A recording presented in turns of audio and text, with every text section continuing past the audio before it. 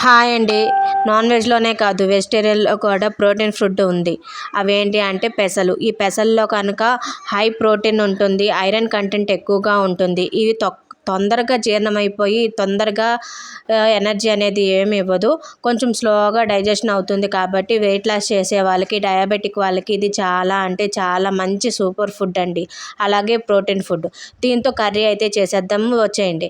దీనికోసం ముందుగా మనం ఒక ఆనియన్, ఒక టమాటా, 2 పచ్చిమిర్చి అనేది ఇలాగ కట్ చేసుకొని పేస్ట్ లాగా చేసి పెట్టుకోవాలి.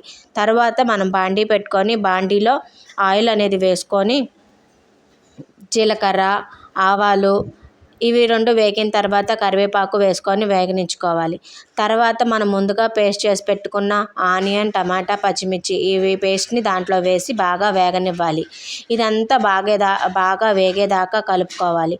ఇవి బాగా వేగిన తర్వాత కొంచెం ఉప్పు, కొంచెం పసుపు వేసుకొని మళ్ళీ కలుపుకోవాలి.